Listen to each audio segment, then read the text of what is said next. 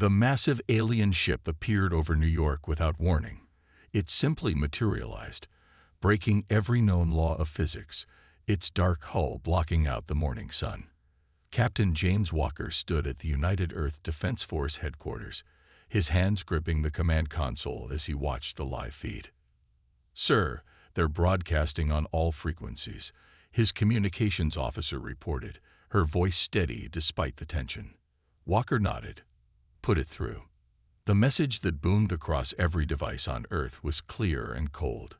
"Primitive species of Sol 3, designation Earth. The Galactic Empire claims dominion over your world. You have 30 standard days to submit to Imperial rule. Resistance will result in immediate planetary sanitation. This is not a negotiation." In the following hours, similar ships appeared over every major city on Earth. The Empire's message repeated in an endless loop, its meaning unmistakable: submit or die. Walker was immediately summoned to an emergency meeting in the underground bunker beneath Geneva. World leaders gathered around a massive table, their faces illuminated by holographic displays showing the alien vessels. "They think we're primitive," Walker said, standing before the assembled leaders. "That's their first mistake." He pulled up classified footage on the main screen. Wreckage of an Imperial scout ship that had crashed in the Atacama Desert 15 years ago. "For the past decade and a half, we've been studying their technology. Their shield frequencies, their weapon systems, their FTL drives." Walker's eyes gleamed. "And we found something interesting." The room grew silent as he displayed the technical readouts. Their entire defense grid relies on a standardized quantum field matrix. Advanced, yes, but also predictable. They haven't updated it in over 1,000 years because no one has ever beaten it. "And you think we can?" asked the Chinese premier, leaning forward. Walker smiled. "We already have." "Dr. Miller, show them." A quiet woman in a lab coat stepped forward. She had spent the last 12 years reverse engineering the Imperial tech. "Their shield system has a critical flaw," she explained.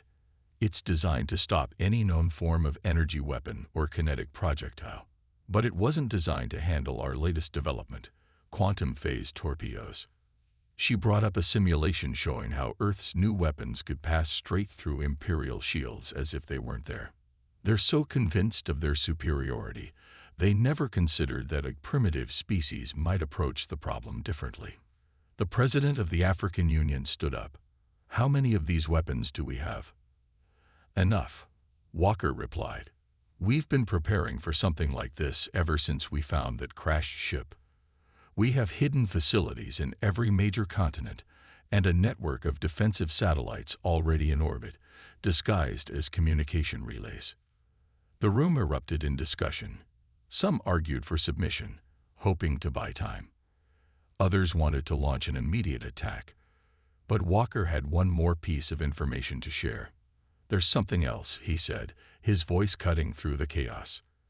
"Our deep space sensors detected their main fleet. It's massive, thousands of ships, but it's also 3 weeks away. They sent these ships ahead to accept our surrender because they're so certain we'll give up." He stood straighter, his voice firm. "I propose we send them our answer, but not with words. Let's show them exactly how primitive we are." The vote was unanimous. Earth would fight. As Walker left the bunker, he looked up at the alien ship still hovering over the city. In 30 days, the Empire expected to add another conquest to their 1,000-year reign. Instead, they were about to learn a harsh lesson about humanity. Humans don't do well with ultimatums, and they never, ever surrender their home without a fight. The Empire had just made the biggest mistake in its long history. They had given humanity time to prepare, and humanity was already ready. Admiral Maria Stone stood in the secret command center deep beneath the lunar surface, watching as thousands of workers prepared Earth's hidden fleet for war. The massive underground hangar stretched for miles, carved into the moon's rock over the past 15 years. Sleek warships lined the cavern, their dark hulls gleaming under the artificial lights. "Status report," she ordered, her voice echoing in the control room. "All 37 ships are combat-ready, Admiral," her second-in-command reported. "The crews have completed their final training simulations. We're just waiting for the signal from Earth." Stone nodded, remembering how all this began. When they discovered the crashed alien ship, Earth's nations had made an unprecedented decision. They would keep their technological advances secret, building their strength in silence. The public thought these were just routine mining operations. They had no idea that humanity had built an entire fleet using reverse-engineered alien technology. A warning light flashed on the main screen. "Admiral, we're detecting an Imperial diplomatic shuttle approaching Earth," an officer announced. The shuttle belonged to Lord Drax, the Empire's ambassador. Stone switched on the feed from Earth's defense headquarters, where Captain Walker was about to meet him. The Imperial ambassador stormed into the meeting room, his ornate robes flowing behind him. "Your response to the Empire's generous offer is most disappointing," he declared, looking down at the assembled human leaders. "Surely you understand the futility of resistance." Walker stepped forward, his face calm. "We understand perfectly, Lord Drax. We just don't agree with your conclusions." Drax's expression darkened. "You've had 5 days to reconsider. The Empire's patience grows thin. Perhaps a demonstration is in order." He pulled out a device, showing a hologram of an Imperial warship. "This single vessel could reduce your largest city to ash in minutes." "Impressive," Walker replied, but his tone suggested otherwise. "Would you like to see one of our ships?" Before Drax could respond, Walker activated a screen showing live footage from a hidden base in the Pacific Ocean. A massive vessel rose from the waves, water cascading off its hull. It was clearly built using Imperial technology, but the design was uniquely human, more aggressive, more innovative. The ambassador's face went pale. "Impossible," he whispered. "You're a primitive species. You can't have." "Can't have what?" Walker asked. "Can't have taken your technology and improved it. Can't have prepared for the day your empire came calling. You should have done better research, Lord Drax. Humans have a long history of fighting against empires. We don't like being conquered." In the lunar base, Stone smiled as she watched the exchange. She pressed a button, and the hangar's massive doors began to open. On Earth, Drax's communication device suddenly buzzed with urgent messages. "My lord," his aide's panicked voice came through. "We're detecting multiple energy signatures from the moon." Walker's smile matched Stone's. "Oh, did we forget to mention our lunar fleet? Admiral Stone, would you like to say hello?" On every Imperial scanner, 37 warships rose from the lunar surface, their engines glowing with power that matched or exceeded Imperial standards. They formed a defensive line around Earth, a clear message to the Empire's advanced ships. Drax stumbled backward. This changes nothing. The Imperial fleet will still arrive in 17 days. You cannot hope to stand against thousands of ships." "Actually," Stone's voice came through the speaker, "we're counting on it. Your empire needs to learn that not every species will bow to your demands. Humanity certainly won't." As Drax hurried back to his shuttle, Walker turned to his staff. "Send word to all commands. Operation Phoenix is now active. It's time to show the Empire why you should never corner a human." In lunar orbit, Admiral Stone watched the ambassadors retreat and prepared her fleet for the coming war. The Empire thought they were dealing with primitive beings who would surrender at the first show of force. Instead, they had awakened a sleeping giant, one that had spent years preparing for this very moment. The real question wasn't whether humanity would survive. It was whether the Empire would survive humanity's response. Commander Thomas Reed watched in horror as the Imperial ships appeared above Mars. The Red Planet's colony, home to 10,000 people, had barely enough time to send a distress signal before the attack began. "Get me Earth Command," Reed shouted from his hidden observation post on Phobos, Mars's largest moon. But he already knew it was too late. Green beams of energy sliced through the colony's protective domes. The atmosphere vented into space, and within minutes, the Mars colony, humanity's first off-world settlement, was gone. On Earth, Captain Walker slammed his fist on the conference table. They just murdered 10,000 civilians to make a point. The emergency meeting room fell silent as the footage from Mars played on the main screen. But Walker noticed something odd in the silent faces around him. There was no fear, only cold, determined anger. Admiral Stone's voice came through from the lunar base. The Empire just made their second mistake. First, they gave us time to prepare. Now, they've made it personal. She paused. Captain Walker, is Strike Team Alpha ready? Walker nodded grimly. Commander Reed's team is in position. The Empire doesn't know we have a base on Phobos. They think they just destroyed humanity's only off-world presence. Reed and his team watched from their hidden base as the Imperial ships moved into standard orbit around Mars, probably preparing to report their victory to their superiors. All units, prepare for Operation Thunderstrike, Reed ordered. His team had trained for this moment for years. In the base's launch bay, 20 ships powered up their engines. They were smaller than regular warships, but they carried humanity's newest weapon. Remember, Reed said to his pilots, their shields can't detect our quantum phase torpedoes. They'll never see us coming. The attack began at midnight Earth time. Reed's ships slipped out of Phobos' shadow, their stealth systems making them invisible to Imperial sensors. The Empire's vessels sat in orbit, their crews probably celebrating their easy victory. The first torpedo passed straight through the Imperial flagship shields, as if they weren't there. It detonated inside the ship's engine room, turning the massive vessel into a fireball. Before the other Imperial ships could react, more torpedoes struck their targets. Direct hits on all targets, Reed's weapons officer reported. Their shields are useless against our weapons. The Imperial ships tried to fight back, but they were caught completely off guard. Their energy beams hit empty space as Reed's vessels danced between their shots, years of training paying off in the heat of battle. In just 10 minutes, it was over. The entire Imperial strike force, 5 of their most advanced warships, had been destroyed without a single human casualty. Back on Earth, the news of the victory spread quickly through military channels. Admiral Stone immediately called an emergency meeting. The Empire will respond to this with everything they have, she warned. Their main fleet will arrive in 12 days, and now they'll be out for blood. Walker studied the tactical display. Good. Let them come angry. Angry enemies make mistakes, and we're ready for them.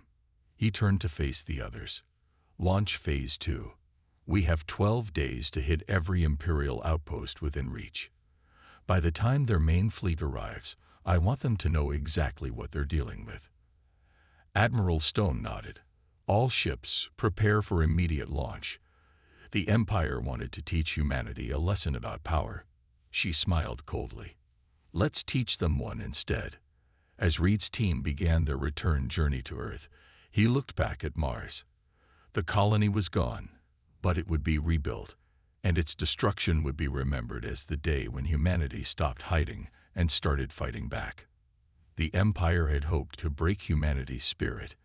Instead, they had only awakened it, and now they would face the consequences of their actions. Lieutenant Anna Cooper's stealth ship drifted silently through the debris field of what had once been an Imperial supply station. Her crew worked in total silence, their ship's systems running at minimal power to avoid detection. Target spotted, her sensor officer whispered. Imperial supply convoy. 6 ships. They're right on schedule. Cooper smiled. The Empire's biggest weakness was their predictability. They'd been running things the same way for 1,000 years, and they saw no reason to change. Dr. Robert, is the virus ready? She asked through her secured comm link to Earth. Ready and waiting. Dr. Robert Chen's voice came back. He had spent the last week perfecting a computer virus that could shut down Imperial AI systems. Remember, you'll only have a 5-minute window once it activates. Cooper's ship, the Shadowrunner, was one of 50 stealth vessels humanity had built specifically for hit-and-run attacks. While Captain Walker and Admiral Stone prepared for the main fleet's arrival, these smaller ships were causing havoc across Imperial supply lines. "Launch virus probe," Cooper ordered. The tiny probe shot out silently, attaching itself to the lead Imperial ship's hull. Within seconds, the virus began its work. The Imperial ships suddenly slowed, their AI navigation systems going haywire. Emergency lights flashed across their hulls as backup systems tried to activate. "Now," Cooper commanded. Her ship burst from its hiding place, quantum torpedoes already launching. 2 supply ships exploded before the Imperial escorts could even turn their weapons. From the other side of the debris field, 3 more human ships appeared, catching the Imperial convoy in a crossfire. The battle was short and brutal. "All targets neutralized," Cooper reported back to Earth Command. "Cargo secured. You won't believe what we found this time." The Imperial ships had been carrying advanced shield generators to fortify their forward bases. Instead, that technology would now help protect Earth. Back at Earth Command, Captain Walker received similar reports from across the sector. Every hour, another Imperial supply line went dark. Another outpost lost contact. Another strategic resource disappeared. "The Empire's getting desperate," he told Admiral Stone during their daily briefing. "They've lost 30% of their supply capacity in this sector. Their main fleet will arrive in 7 days, but they'll be arriving angry and low on supplies." Dr. Chen's hologram appeared in the command center. "Captain, Admiral, I've analyzed the data from Lieutenant Cooper's raids. The Empire's starting to change their AI protocols, but it's making things worse. They've never had to deal with cyber warfare before. Their systems are actually becoming more vulnerable as they try to adapt." Stone studied the tactical display showing all human strike teams in action. "How are our losses?" "Minimal," Walker replied. "We've lost 3 ships total, but we've rescued most of the crews. The Empire still can't track our quantum signatures. As far as they're concerned, we're attacking from nowhere and disappearing into nothing." "Their commanders are starting to panic," Cooper's voice came through, her ship already moving to its next target. "We intercepted some communications. They've never faced an enemy like us before. They don't know how to fight someone who won't stand still and fight in formation." Walker nodded. "Good. Keep pushing them. I want their main fleet to arrive exhausted and paranoid. They thought they were invincible. We're teaching them otherwise." In deep space, Cooper's ship prepared for another attack. Her crew had been awake for days, but no one complained. Every Imperial ship they destroyed meant better odds for Earth's survival. "New target detected," her sensor officer reported. "Looks like a fuel depot." Cooper smiled again.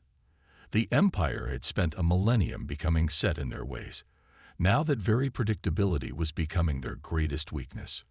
"Let's remind the Empire why humans were never meant to be conquered," she said, as her ship moved in for another strike. Dr. Lisa Hayes stood in a newly discovered underground chamber beneath the Pacific Ocean, her hands shaking as she touched the alien writing on the wall. After 3 days of non-stop research, she finally understood what they had found. "Get me Captain Walker immediately," she said into her comm device. "This changes everything." Within an hour, Walker and Admiral Stone's holograms stood in the ancient chamber, staring at the massive technology vault Hayes had discovered. "It's incredible," Hayes explained, her excitement clear in her voice. "This facility is over 50,000 years old. It belonged to a species called the Guardians. They'd fought the Empire before it became an empire. And they won." Walker touched one of the strange machines lining the walls. "Why haven't we found this before?" "Because it was waiting for us," Hayes replied. "The facility has advanced sensors. It only revealed itself when it detected that we had reached a certain level of technological advancement. The crashed Imperial ship we found 15 years ago. It wasn't an accident. The Guardian facility shot it down and placed it where we would find it." Stone's hologram moved closer to examine the ancient tech. Are you saying someone's been helping us prepare for this war? Hayes nodded. The Guardians knew the Empire would eventually return to their old ways. They left facilities like this on thousands of worlds, waiting for species with the potential to resist. We're not the first to find one, but according to these records, we're the first to advance this quickly. She activated a holographic display showing the facility's database, everything we've accomplished in 15 years. Our quantum weapons, our stealth systems. The Guardians did it in their war too. But there's so much more here that we haven't even discovered yet. Walker's communicator suddenly buzzed. Captain, we've intercepted and decoded an Imperial transmission. A voice reported. You need to see this. The transmission appeared on Hayes' holographic display. It showed an Imperial commander reporting to his superiors. The humans are using Guardian technology, he said, his voice filled with fear. This cannot be possible. The Guardian worlds were all destroyed. The Imperial leaders in the transmission fell silent. For the first time, they showed real fear. They're scared, Stone observed. Why? What did these Guardians do to them? Hayes pulled up more historical records. The Guardians didn't just defeat the Empire. They nearly destroyed it, forced them to sign a peace treaty that turned them from conquerors into traitors. It took the Empire 5,000 years to rebuild their military strength, and even now, they're terrified of facing Guardian weapons again. How much of this technology can we use? Walker asked. Most of it, Hayes replied. The Guardians designed everything to be easily understood by other species. They even left tactical advice. They knew exactly how the Empire fights because their war lasted for decades. Every weakness we found, every successful tactic we've used, the Guardians discovered them first. Stone's hologram smiled. No wonder our strategies have been so effective. We're not just fighting with advanced technology. We're fighting with 50,000 years of tactical knowledge. Walker studied the facility's data screens. The Empire's main fleet arrives in 4 days. How quickly can we implement some of these new systems? Very quickly, Hayes said. The Guardians made sure of that. And there's something else. She brought up a star map. This isn't the only facility on Earth. There are 12 more, all waiting to be found. The Guardians left us an entire arsenal.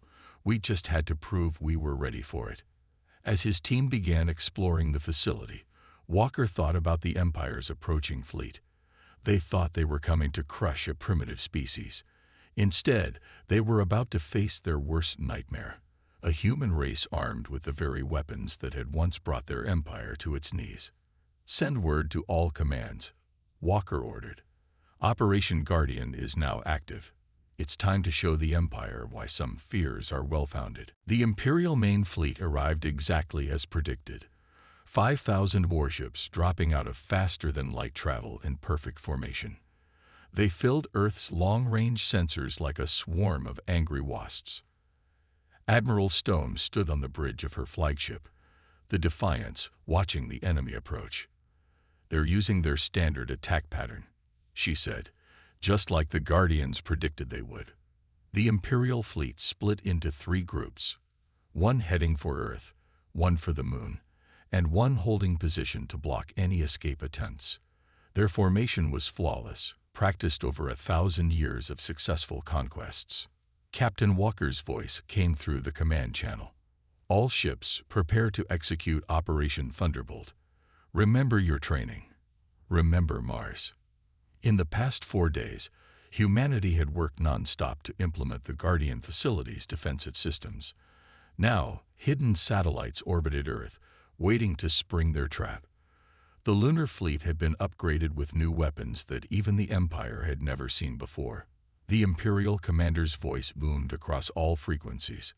Primitive humans, you have caused enough damage. Surrender now, and we may spare your major cities. Stone smiled and sent back humanity's response. Come and get us. The Imperial fleet surged forward, their green energy weapons lighting up space, but they were firing at empty targets, holographic projections created by Guardian tech. The real human fleet was somewhere else entirely. Now, Stone commanded. 1,000 points of light appeared around the Imperial Armada. The hidden satellites activated, creating a massive energy field that trapped the enemy ships in normal space. They couldn't retreat into faster-than-light travel. Their FTL drives are disabled. Dr. Chen reported from Earth. The Guardian tech worked perfectly. They're trapped. That's when Stone's lunar fleet appeared, rising from the far side of the moon where they had been hiding. But they weren't alone. Lieutenant Cooper's stealth ships decloaked all around the Imperial formation, and Earth's orbital defense platforms powered up. The Empire found itself surrounded. All ships, open fire, Stone ordered. The quantum torpedoes struck first, passing through Imperial shields like they weren't there. Hundreds of enemy ships exploded in the first volley. The Empire tried to regroup, but their usual tactics were useless against an enemy that could ignore their shields and predict their every move. They're trying to break through to Sector 7, Walker reported. Just as the Guardians said they would, Stone replied. All ships in Sector 7. Activate gravity wells. New technology from the Guardian facility created artificial gravity fields, trapping more Imperial ships. Human vessels armed with advanced weapons tore through their frozen targets. The Imperial commander's voice came through again, but this time it shook with disbelief. How? How do you have these weapons? These are Guardian weapons. Did you think you destroyed them all? Stone replied. They were just waiting for someone worthy to find them. Humans don't surrender their home, and we don't fight fair when our survival is at stake. The battle raged for hours, but its outcome was never in doubt. Human ships moved like dancers through the Imperial formation, striking from impossible angles, using weapons the Empire had hoped to never see again. By the time it was over, half the Imperial fleet had been destroyed. The rest were trapped, their mighty ships powerless against Guardian technology. Imperial Command, this is Admiral Stone of Earth, she broadcast. Your fleet is defeated, but this was just a demonstration. Retreat now, and you might survive what comes next. The remaining Imperial ships fled in disorder, abandoning their perfect formation for the first time in centuries. They left behind the burning wreckage of their fleet, a graveyard of Imperial arrogance. On Earth, crowds celebrated humanity's greatest victory, but Captain Walker and Admiral Stone knew this wasn't the end. It was just the beginning. Send word to all commands, Walker ordered. Prepare for Phase 7. It's time to take the fight to their home. The Imperial throne world of Magnus Prime had never been attacked in its 1,000-year history. Its defenses were said to be unbreakable, its location almost mythical. But after 3 weeks of pursuing the retreating Imperial fleet, the combined human fleet dropped out of FTL travel right on its doorstep. Captain Walker stood on the bridge of the Titan, Earth's newest flagship built with Guardian technology. Admiral Stone's fleet flanked his position, while Lieutenant Cooper's stealth ships moved invisibly through the Imperial defenses. Message from Earth Command, his communications officer reported. All Guardian facilities are now active. The entire network is ready. Walker nodded. This was humanity's moment of truth. Send our message to the Imperial Palace. On the surface of Magnus Prime, the Imperial Council watched in horror as human ships appeared in their sacred space. The message they received was simple. Your empire ends today. Choose how it ends. They're powering up their planetary defense grid. Dr. Chen reported from his position on the Titan, detecting 5,000 orbital platforms and 10,000 ships rising from the surface. Walker smiled, just as the Guardians predicted. They always keep their best ships at home. He opened a channel to all human vessels. All ships execute final protocol. Across human space, 12 Guardian facilities activated simultaneously. A wave of energy pulsed through space, reaching Magnus Prime in seconds. Every Imperial ship and defense platform suddenly lost power.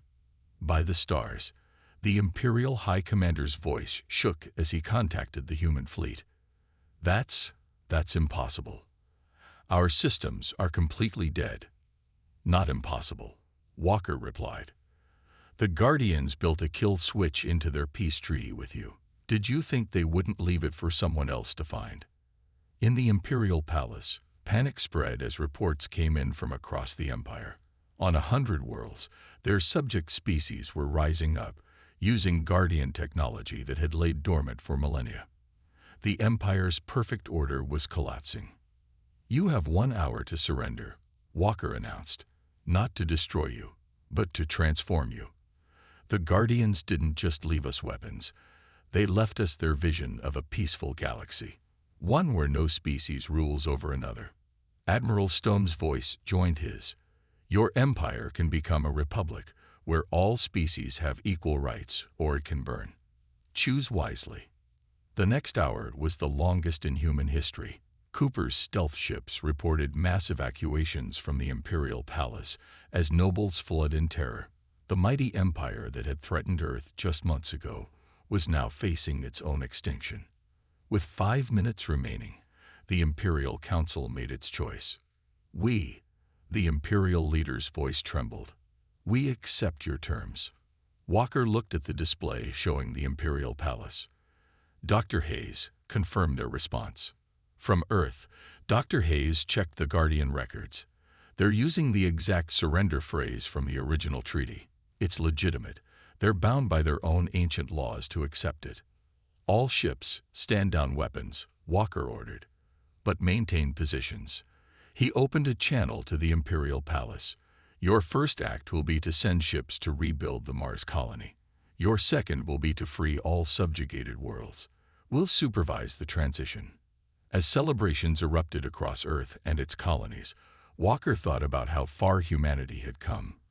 From a supposedly primitive species to the force that reshaped the galaxy, all because the Empire had made the mistake of threatening Earth.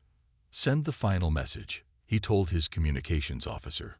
Across every world in the former Empire, the same words appeared. From Earth, with our compliments. Never threaten humanity again. In the end, it hadn't been Earth that needed a final warning. It had been the Empire all along.